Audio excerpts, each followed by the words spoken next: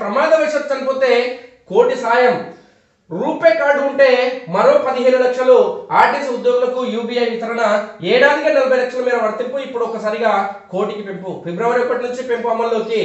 సిద్దిపేట నుంచి హైదరాబాద్ వస్తున్న RTC bus fail కావడంతో ప్రయాణికులను మరో బస్సులోకి ఎక్కించారు. కండక్టర్ బస్సు ముందు నిలబడి ఆ వివరాలను రిపోర్టులో రాస్తుండగా వెనుక నుండి వేగంగా దూసుకొచ్చిన లారీ ఆగి ఉన్న బస్సును ఢీకొట్టింది. దీంతో బస్సు దూసుకువచ్చి ముందు నిలబడిన కండక్టర్ను ఢీకొట్టడంతో అతను అక్కడికంటే మృతి చెందాడు. ఇటీవల ఆయన కుటుంబానికి ప్రమాద సాయంగా 40 లక్షలు అందాయి. మెహిదీపట్నం చెందిన ఆర్టీసీ డ్రైవర్ పై ఓ చిన్న కారణంతో గతంలో ఆర్టీసీ క్రమశిక్షణ చర్యలు తీసుకుని సర్వీస్ నుంచి తొలగించింది. దానిపై ఆ డ్రైవర్ లేబర్ కోర్టును ఆశ్రయించాడు.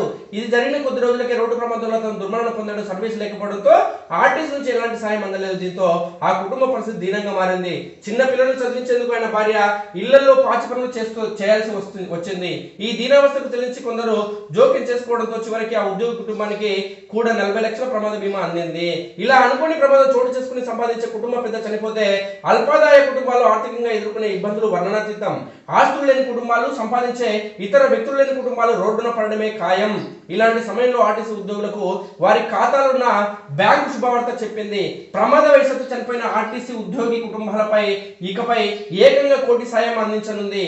ఆ ఉద్యోగి పేరుతో రూపే కార్డు ఉంటే మరో 15 లక్షలు అందుతుంది. వెరసి కోటి 15 లక్షల రూపాయలు అందడం ద్వారా ఆ కుటుంబానికి ఆర్థికంగా వెసులుబాటు కలుగుతుంది. ఫిబ్రవరి 1వ తేదీ నుంచి ఇది అమలు కానుంది. ఇక ఖాతాలు యూబీఐలోకి రావడంతో ఆర్టీసీ ఉద్యోగులకు పెద్దగా ఊరటించే ప్రమాద బీమా లేదు. సంస్థ పరంగా అందే సాయం కూడా నామమాత్రమే. ఇలాంటి తరుణంలో సూపర్ సేవింగ్ సాలరీ ఖాతా ద్వారా యూబీఐ పెద్ద వెసులుబాటు కల్పించింది. గతంలో ఆర్టీసీ జీతాల ఖాతాలు మరో బ్యాంకులో ఉండేవి.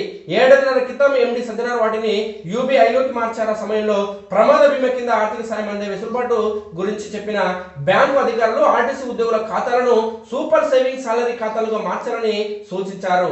ఆ వెంటనే ప్రమాద బీమా కింద 40 లక్షలు పొందే వీలు కల్పించింది.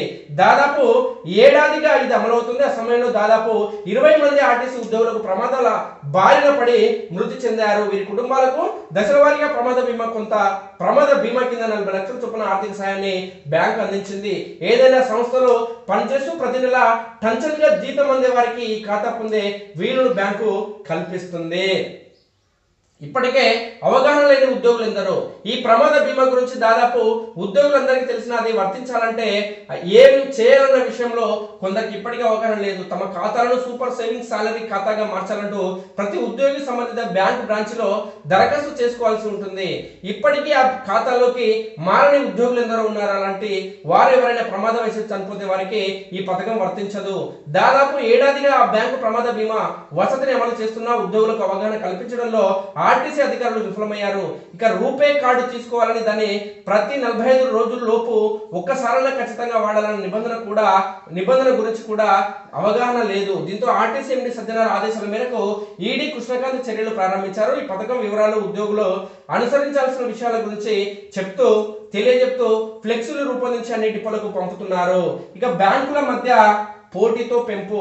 బ్యాంకుల మధ్య నెలకొన్న పోటీ వాతావరణం నేపథ్యంలో ఇప్పుడు ఆ మొత్తాన్ని కోటికి పెంచుతూ ఆ బ్యాంకు నిర్ణయం తీసుకుంది. ఆర్టీసీలో 47,000 మంది వరకు ఉద్యోగులు ఉన్నారు. ప్రతి నెల 220 కోట్ల వరకు వారి జీతాల పద్దు ఉంటుంది. నిత్యం ఆర్టీసీకి 14 కోట్ల వరకు టికెట్ల రూపంలో ఆదాయం, మహిళలకు అందించే 0 టికెట్లు మొత్తం కాకుండా ఉంటుంది. ఇవన్నీ ఆ బ్యాంకులో డిపాజిట్ అవుతాయి. ఇది పెద్ద మొత్తంలో కావడంతో సంస్థను ఆకట్టుకునేందుకు ఆ బ్యాంకు ఈ ప్రమాద బీమా మొత్తాన్ని పెంచింది. ఫిబ్రవరి 1 నుంచి ఈ పెంపు అమల్లోకి వస్తుంది. ఇక బ్యాంకు అందించే రూపే కార్డు ఉన్న వారికి అదనంగా మరో 15 లక్షలు సమకూరనుంది. కాబట్టి ప్రభుత్వ ఉద్యోగులందరూ కూడా ఈ అవకాశాన్ని సద్వినియోగం చేసుకోవాలి.